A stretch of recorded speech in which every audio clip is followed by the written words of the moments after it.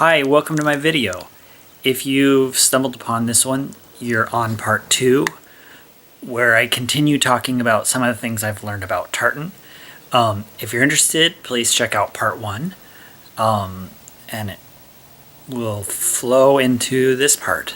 But either way, thanks for watching. I hope you enjoy.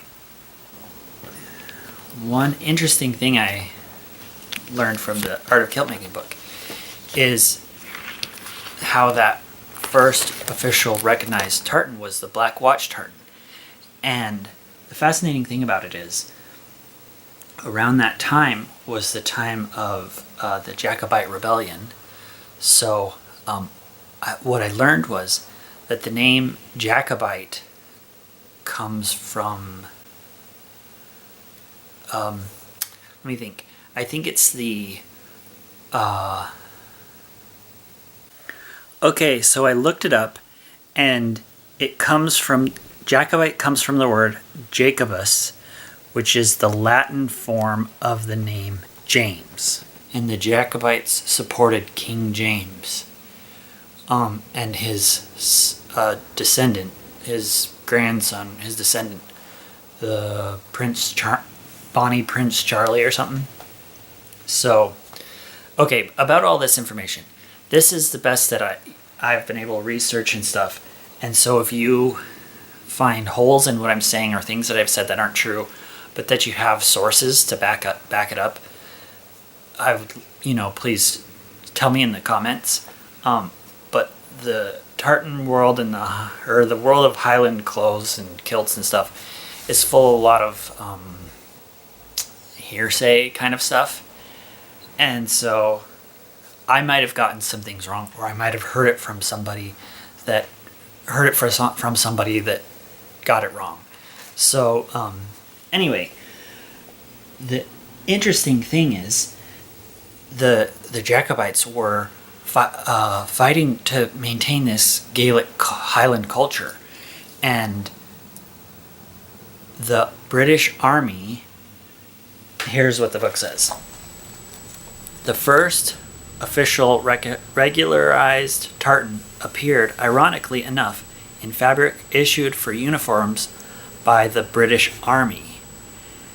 And so the Black Watch tartan was given to Scotsmen who were fighting on the British side against other Scotsmen that were fighting for Highland culture, Gaelic culture, which included tartan. And so it's kind of fascinating that the first officially recognized tartan, regularized tartan, was one that was used to defeat the people that were fighting for tartan culture. Anyway, and then it led to a Disarming Act of 1746 for where I don't know exactly what was banned, but Highland dress was banned, and they tried to really just destroy the Gaelic culture, which included kilts and tartan wearing and stuff like that. So that I thought that was pretty fascinating. One interesting thing I wanted to mention about kilts and tartan is you can see here. You can see I'm working on a solid red kilt for my dad. And see, the pleats are very deep. So this kilt I'm working on has 10 yards of fabric that's going into it. And kilts are often sold as being 8-yard kilts. And so a lot of times what you end up getting is a kilt with, if you actually try to pull apart all the fabric, it means they started with 8 yards, but it doesn't mean that there's 8 yards folded up in the back, because you usually use about 1 yard for the outer apron, 1 yard for the inner apron. So there's this idea that, oh, I want an 8-yard kilt because that's going to give me nice deep pleats. Well, that's not necessarily the case if you're using tartan fabric, because tartan kilts are sewn according to the pattern of the tartan. The tartan itself kind of dictates how deep the pleats are going to be.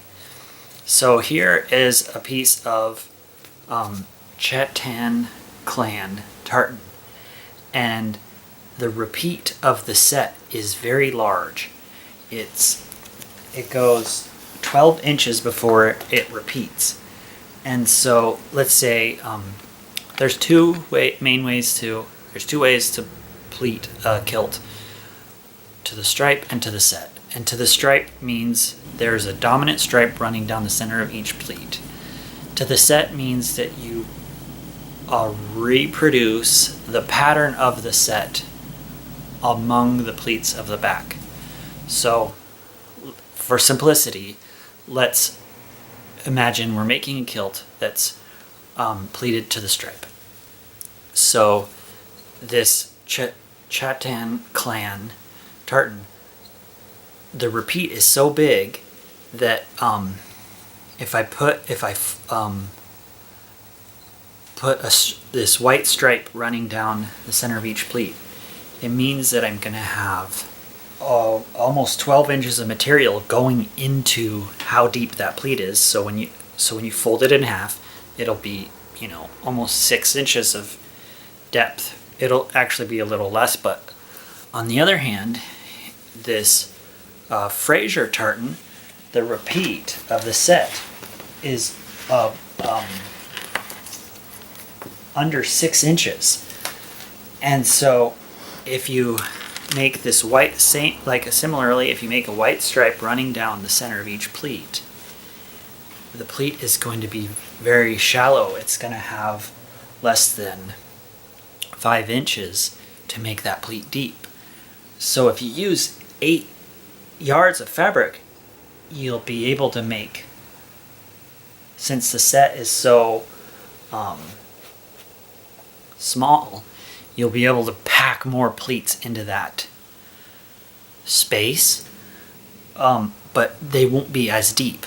Whereas with this Tartan clan tartan, with the same 8 yards of fabric, the pleats will be deeper, but you won't have as many because there's not as many repeats of the tartan within that same amount of 8 yards of fabric. So I hope that made sense.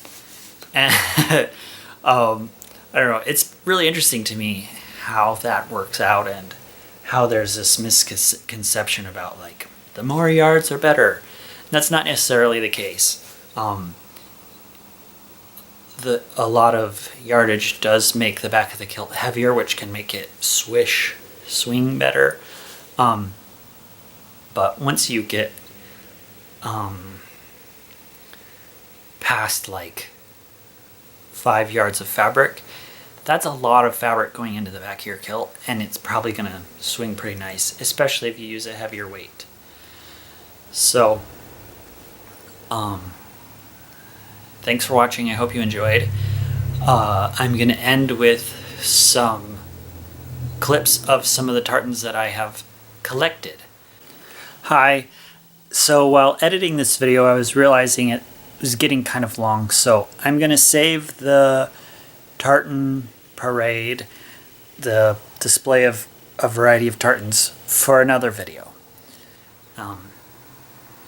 If you like tartan and like seeing different tartans, check out my Instagram, where on Wednesdays I post a photograph of the tartan of the day, and it's pretty fun to see the different varieties. There's so many different varieties of stuff. There's lots more to learn about tartan, like the different color palettes and stuff they use, but for now I just wanted to cover this. So I hope you have a great day.